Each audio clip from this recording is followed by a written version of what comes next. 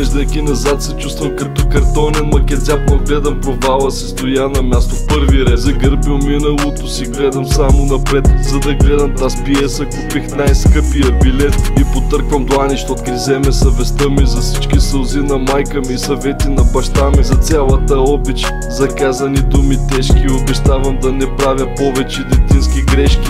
Мислех си, че съм прав, защото бях млад.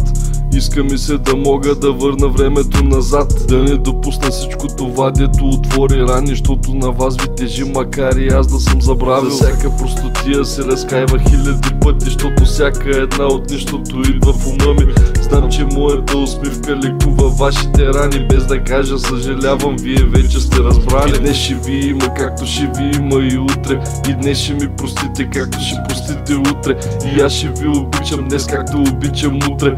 Обещавам, казах и вдигам кутре. Всяка сутрин се събуждам, щастието е до мен. Сигурно съм късметлия, сигурно това е ген. Гледат ме очи, които друго не виждат. Всички останали могат само да ми завиждат. Най-после усетих топлината и уюта. Не семейство това, дето всяка иска да ти пробута. Защото сляпата неделя не винаги е чута. Но ако я видиш, мойче, набий жута.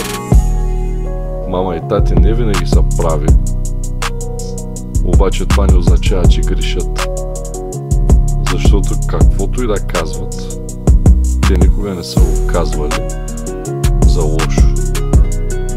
И е малко тъпо, че трябва да поотминат доста годинки, за да го разбереш. И днес ще ви има, както ще ви има и утре.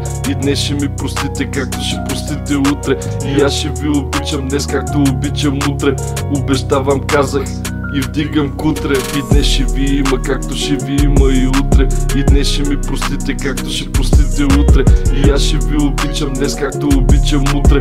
Обещавам, казах и вдигам кутре.